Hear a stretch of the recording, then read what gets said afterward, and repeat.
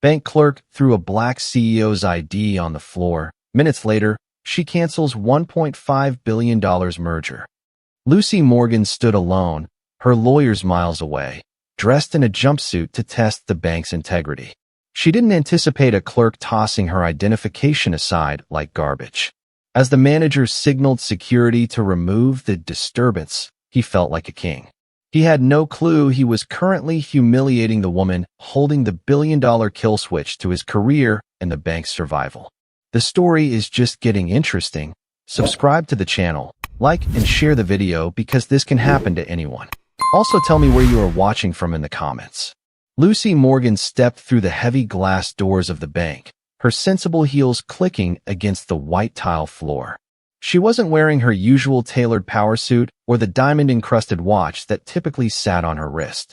Instead, she wore a simple, functional blue jumpsuit she'd picked up from a department store rack that morning. She had left her security detail and her legal team 3 blocks away in the back of a tinted SUV. To anyone looking, she was just another woman coming in to handle a midday errand. The lobby was filled with the low hum of an air conditioner and the occasional rustle of paper from customers waiting on the vinyl chairs. Lucy didn't mind the wait. In fact, she welcomed it.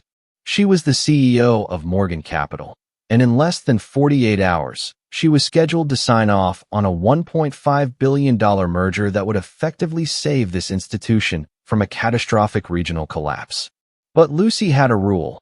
She didn't partner with people she didn't trust, and she didn't trust any organization until she saw how they treated someone who had nothing to offer them. This was the final stress test, an incognito check of the bank's cultural alignment. She approached the queue, her eyes scanning the room. The bank was struggling with its regional exposure, and the $1.5 billion infusion from her firm was the only thing standing between them and a forced liquidation. As she moved forward in line, she noticed the way the tellers interacted with the patrons. There was a coldness here, a rigid adherence to a hierarchy that didn't sit well with her. When it was finally her turn, Lucy stepped up to the counter manned by Madeline Young. Madeline didn't look up immediately. She continued typing, her expression one of practiced boredom. When she finally deigned to acknowledge Lucy, her gaze swept over the blue jumpsuit with a clinical, dismissive speed. There was no good afternoon, or how can I help you? There was only the heavy silence of a gatekeeper waiting to be impressed. Lucy placed her identification and a wire confirmation slip on the counter. She needed to confirm a small, personal transfer, a simple task that required basic verification. "I'm here for a wire confirmation," Lucy said, her voice even and professional. Madeline didn't touch the ID at first. She looked at the slip, then back at Lucy, her eyes narrowing as if she were solving a puzzle that didn't quite fit. "A wire of this size?" Madeline asked, her voice carrying just enough volume to make the person at the next station turn their head. "This isn't a standard transaction for a walk-in." "I understand the protocol," Lucy replied, maintaining a polite smile. "Everything is in order. You just need to run the ID and confirm the authorization code on the screen." Madeline finally reached out, picking up the ID with 2 fingers as if it were contaminated. She glanced at the name, Lucy Morgan, and then looked back at the woman in the blue jumpsuit. A small, mocking smile touched the clerk's lips. She didn't see the woman who controlled the $1.5 billion lifeline for her employer. She saw someone she deemed out of place. The air in the lobby seemed to thicken with a sudden, sharp tension. Lucy felt the quiet judgment of the room shifting toward her. She knew this feeling, the subtle, heavy weight of being scrutinized and found wanting based on nothing more than a first impression. This was exactly what she had come to find out. She wanted to see if this bank deserved the partnership she was about to offer. Madeline leaned back, the ID still held between her fingers. "This isn't going to work," she said flatly. Lucy blinked once, her composure unshaken. "What isn't?" Instead of answering, Madeline flicked her wrist. The plastic card sailed through the air, skidding across the floor and spinning to a stop several feet away near the feet of a man waiting in line. The sound of it hitting the tile was like a gunshot in the quiet lobby. "You can pick that up when you're done," Madeline said, her voice dripping with a newfound, aggressive authority. We don't play games here, and we certainly don't facilitate frauds. Lucy stood perfectly still. She didn't look at the floor. She kept her eyes locked on Madeline. The test had officially begun, and the bank was already failing. Roberts Campbell emerged from the back office, his stride hurried and his expression marked by irritation first and curiosity second. He didn't look like a man coming to solve a problem. He looked like a man whose afternoon schedule had been inconvenienced by a low-level disturbance. He adjusted his suit jacket, his eyes sweeping over the lobby where several customers had already pulled out their phones to record the scene. He bypassed the woman in the blue jumpsuit entirely, heading straight for the teller's station. "What's the issue here, Madeline?" Roberts asked, his voice tight. Madeline Young didn't hesitate, her words coming out in a sharp, practiced rush. She claimed that Lucy had presented an unverified ID, made executive-level demands for a wire confirmation, and became immediately confrontational when asked for standard additional verification. Madeline gestured vaguely toward the floor where the ID still lay, spinning slightly on the tile. "She's been disruptive from the moment she stepped up. I flagged her as a high-risk profile based on the transaction type and the lack of proper credentials." Lucy didn't raise her voice. She stood her ground, her hands at her sides, and looked Roberts directly in the eye. "My identification was thrown on the floor," she said, her voice landing flat and firm. Roberts glanced at the plastic card near the queue, then back at Lucy. He let out a long, heavy sigh, the kind reserved for someone explaining a simple concept to a child. "Ma'am, if you'd like to step aside so we can clear the line, we can discuss this quietly," he said. Though it wasn't an invitation, it was an order. When Lucy didn't move, Roberts stiffened, his professional veneer cracking to reveal a deep-seated condescension. He looked at her simple jumpsuit, then at the wire transfer amount on Madeline's screen. "Look," he said, leaning in slightly.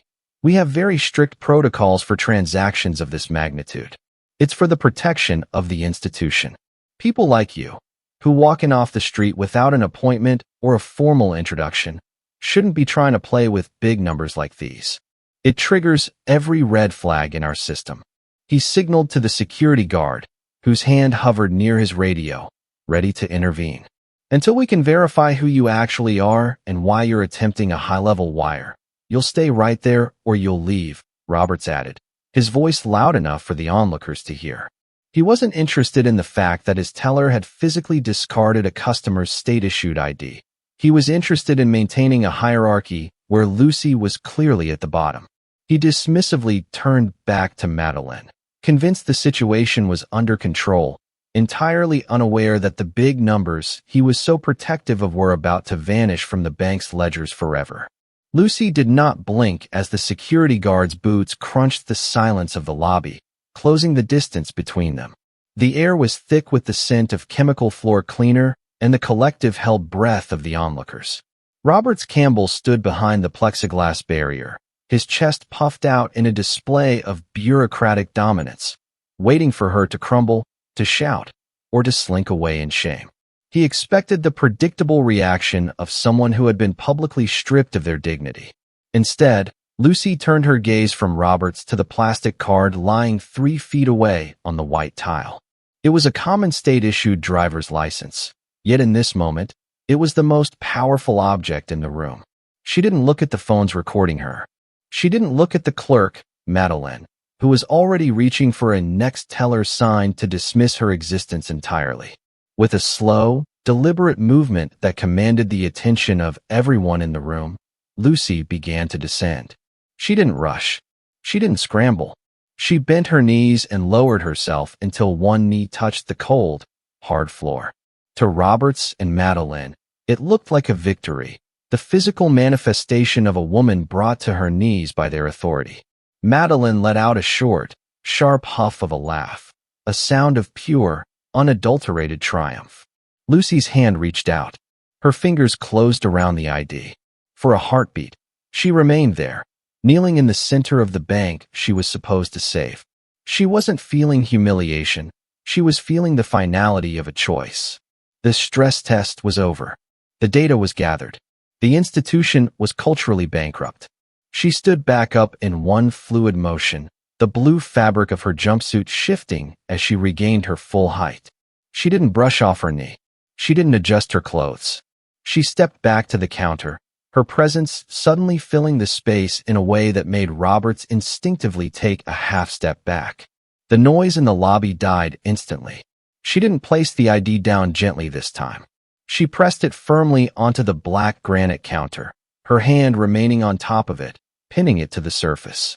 Her eyes, which had been calm, were now as cold and sharp as industrial diamonds. "Run it," she said. The words weren't loud. They didn't carry the frantic energy of Madeline's shouting or the blustering irritation of Robert's dismissal. It was a command that carried the weight of a person who spent her life giving orders that moved billions of dollars across international borders. It was the voice of a CEO who had navigated hostile takeovers and boardrooms full of sharks. "Ma'am, I've already told you," Roberts began, his voice wavering slightly. "Run the identification, Mr. Campbell," Lucy interrupted, her tone clinical and terrifyingly precise. "You have a legal obligation under the Bank Secrecy Act and your own internal KYC. Know your customer. Protocols to verify the identity of any patron requesting a transaction before you deny service on the basis of high-risk suspicion. You have made a public accusation of fraud. Now, perform the verification you are paid to conduct. Scan the card. Verify the magnetic stripe.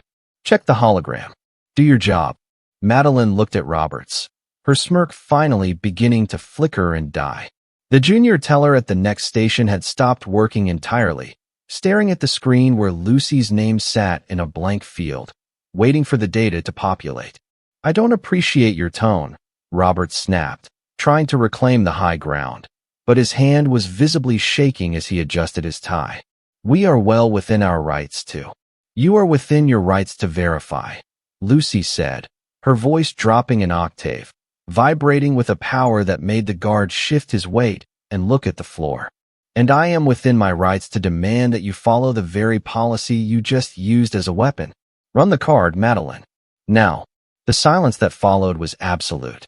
Madeline looked down at the ID, then up at Lucy's face. Something in the CEO's expression, an absolute lack of fear, a terrifying level of certainty, finally broke through the clerk's arrogance. Her hand reached out, trembling, and slid the ID toward the scanner. The cursor on the screen began to blink rapidly. The system hummed as it accessed the high-security tiers of the bank's internal database. Lucy didn't move. She stood like a statue in blue, watching the light from the monitor reflect in Madeline's widening eyes. The standoff had ended, and the reckoning had begun. Madeline's finger hovered over the enter key, her breath hitching in a throat tight with a sudden, unexplainable dread. She looked at Lucy, then at the ID, and finally pressed the key. The mechanical whir of the scanner was the only sound in the suffocating silence of the lobby. On the other side of the glass, the processing icon began to spin, a small, blue circle that seemed to rotate with the weight of a ticking time bomb. For 3 seconds, the system performed a standard cross-reference against the national database and the bank's own internal high-net-worth registry. Then, the standard blue interface of the bank's teller software didn't just lag, it vanished. A sharp, digital chime, a sound Madeline had never heard in her 4 years at the branch, pierced the air. Suddenly, the monitor didn't show an account balance or a transaction history. The screen turned a deep, violent crimson. Large, white block letters flashed across the center of the display. Restricted access. Executive oversight required. Terminal lockdown initiated. Madeline gasped, her hands flying up to her mouth. She tried to click the cancel button, but the mouse cursor was gone. She tried to alt-tab out of the screen, but the keyboard was dead. "What did you do?" she whispered, her voice cracking. "What did you do to my computer?" Behind her, at the next station over, the junior teller let out a cry of confusion. "My screen just went red. I was in the middle of a deposit, and the whole system just froze." One by one, like a row of falling dominoes, every terminal in the lobby followed suit. The quiet hum of the bank was replaced by the frantic clicking of keys as tellers realized they had lost control of their workstations. The digital signage in the lobby, which usually displayed mortgage rates and credit card offers, flickered once and then displayed the same stark red warning. Roberts Campbell pushed past Madeline, his face a mask of sweating confusion. He shoved her aside to look at the screen himself. He reached for his manager's override key, a physical USB token he kept on his belt, and jammed it into the side of the terminal. "Override code 792, he muttered, his fingers flying across the dead keyboard. "System reset. Clear flag." The computer ignored him. Instead, a new window popped up, overlaying the red background. It wasn't a banking prompt. It was a high-level security notification. Protocol 01, identity verified. Lucy Morgan, founder/CEO Morgan Capital, chairman of Acquisition Committee. Below the text, a status bar indicated that an automated priority alert had been dispatched. Notifications sent to Chief Operating Officer, Head of Security, and Board of Directors. Do not proceed. Wait for executive clearance. Roberts felt the blood drain from his extremities so quickly he thought he might faint. He looked at the tablet clipped to his belt, which began to vibrate with such intensity it nearly fell to the floor. An email with a triple red priority tag had just hit his inbox from the regional vice president. The subject line was a single word: explain. He looked up from the screen, his eyes slowly traveling from the crimson monitor to the woman in the blue jumpsuit. Lucy Morgan hadn't moved an inch.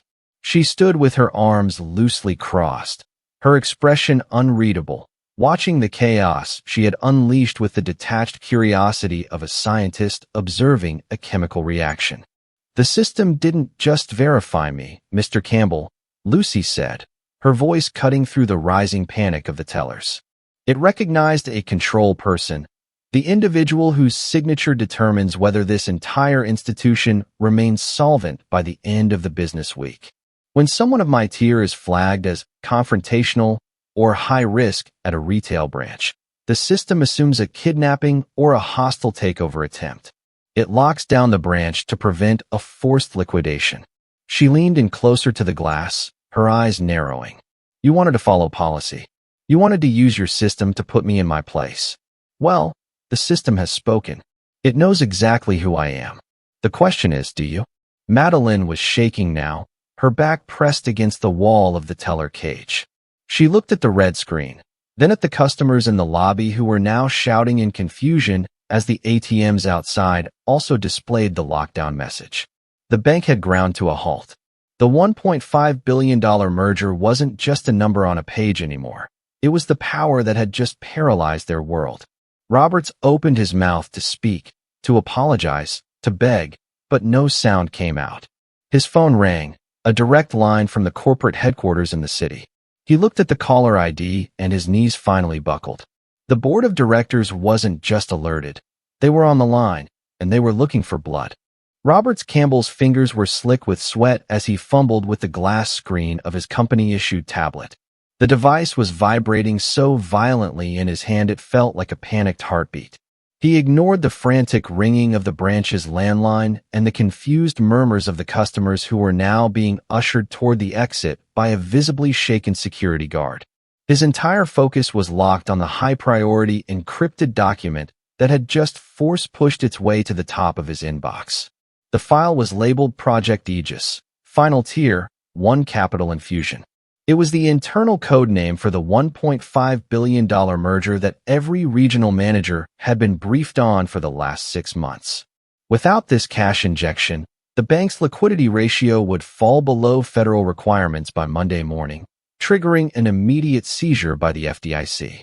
Roberts tapped the biometric lock, his breath coming in shallow, jagged hitches. The document opened to the signature page of the binding memorandum.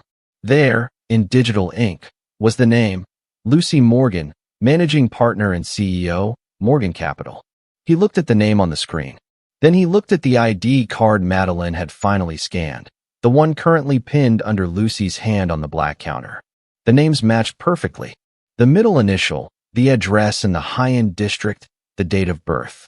The color didn't just leave Robert's face. It seemed to evaporate, leaving his skin a ghostly, translucent gray. He felt a coldness start at the base of his spine and radiate outward until his limbs felt heavy and useless.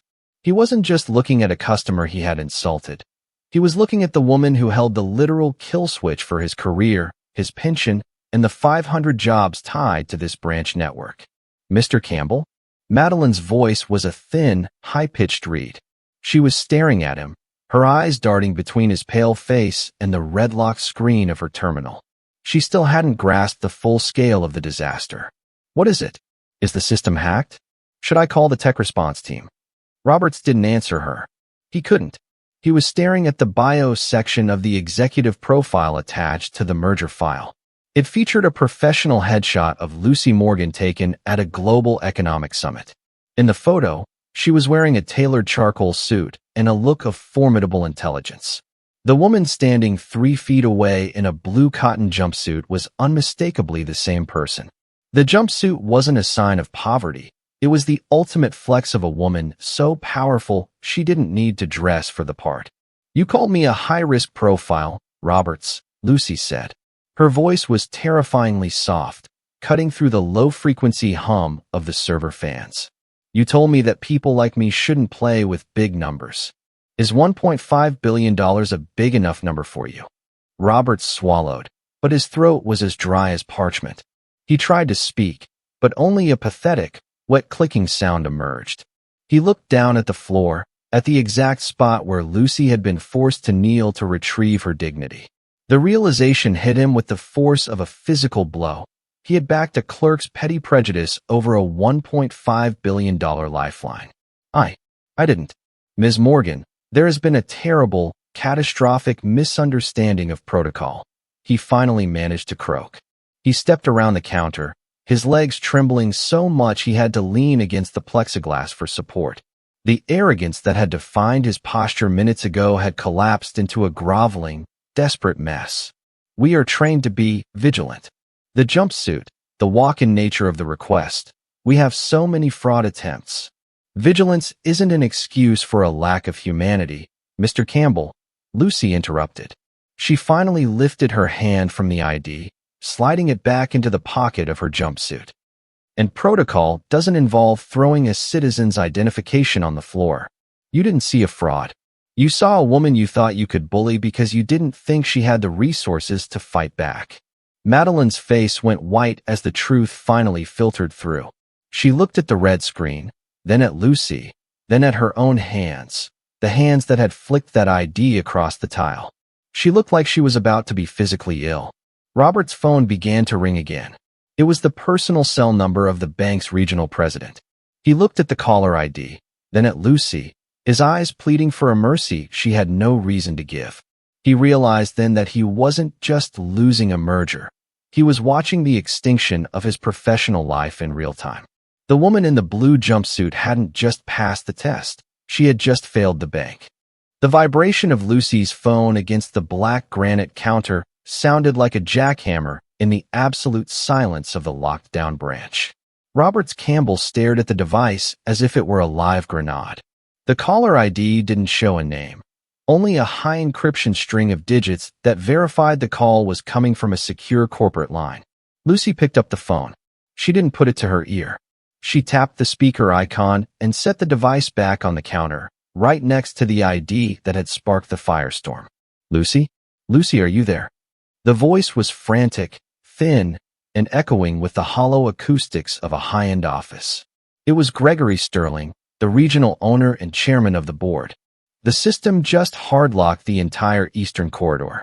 The security team says your biometric ID was flagged for a Level 1 intervention at the 4th Street branch. Please tell me this is a glitch. Please tell me you haven't been harmed. Robert's knees hit the floor. It wasn't a graceful movement. It was a heavy, dull thud as his legs gave out completely. Madeline stood frozen, her hands still hovering over a keyboard that would never work for her again. I'm unharmed, Gregory, Lucy said, her voice projecting with the cold, effortless clarity of a judge delivering a sentence. But your system isn't glitching. It performed exactly as programmed. It flagged a conflict. Thank God. Sterling exhaled, the sound of his relief audible to every stunned customer still standing in the lobby. Look, I don't know what the confusion was, but the board is sitting here with the final merger documents. We were just waiting for your wire confirmation to trigger the capital injection. Once that $1.5 billion hits our tier 1 reserves, we can announce the stabilization. My team is ready to sign. Just give us the word. Lucy looked at Roberts, who was looking up at her with eyes that were wet and wide with a desperate, pathetic pleading. She looked at Madeline, whose face had twisted into a mask of pure terror. The word is no, Gregory, Lucy said. There was a sharp intake of breath on the other end of the line. No? Lucy, wait. If this is about the valuation. This isn't about the valuation. It's about the liability, Lucy interrupted. She leaned over the counter, her shadow falling over the red-tinted screen of the terminal. I came into this branch today, incognito. No lawyers, no suits, just me in a blue jumpsuit. I wanted to see the DNA of the institution I was about to buy. I wanted to see how your staff treats a person when they think that person has no power. She paused, letting the weight of the moment settle.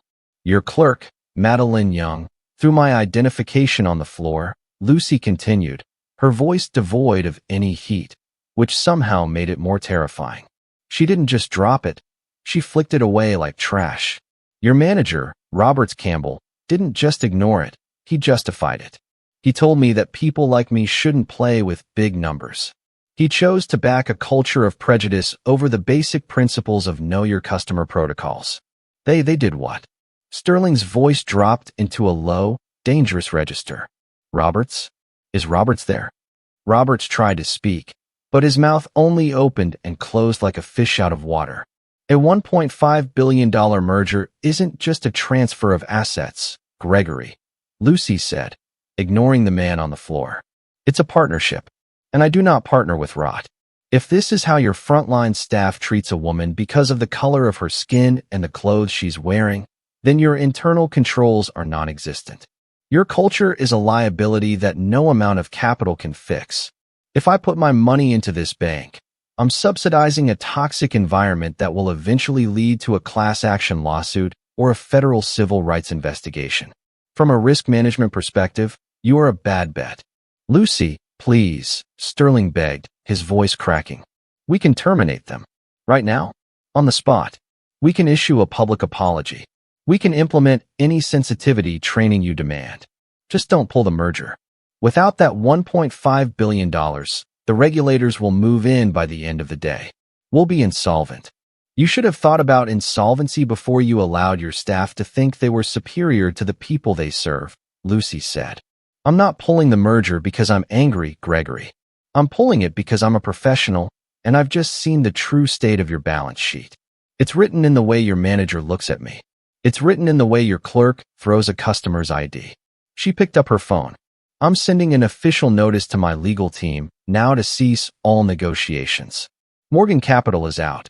Good luck with the FDIC. She tapped the screen, ending the call. The silence that followed was heavy, oily, and final. The red screens in the lobby continued to flash, a digital blood spatter marking the site of a $1.5 billion execution. Lucy didn't wait for a response. She didn't need one. She had seen everything she needed to see. The silence that followed the end of the call was not a quiet peace. It was the vacuum left behind by a sudden, violent decompression. Gregory Sterling's voice was gone, but the ghost of his desperation still hung in the static air of the lobby. On the counter, the digital clock on the terminal screen flickered from 2:14 p.m. to 2:15 p.m., the exact minute the bank's financial future had officially expired.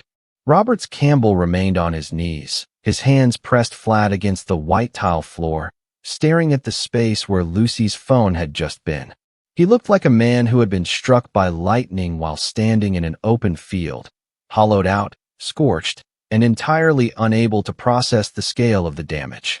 His tablet, still gripped in his shaking left hand, chirped a notification. It was a high-level administrative bypass from the corporate headquarters. Mr. Campbell? Madeline Young whispered. Her voice was barely audible over the hum of the air conditioning.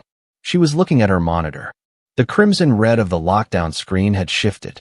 The white text was gone, replaced by a single, terrifyingly simple graphic. A black screen with a small, yellow triangle and the words "User credentials revoked." "Contact Human Resources immediately." She reached out to touch the screen, her fingers trembling. As her hand drew near, the terminal emitted a long, low-frequency beep. The card reader, where she usually swiped her employee badge to start her shift, clicked audibly.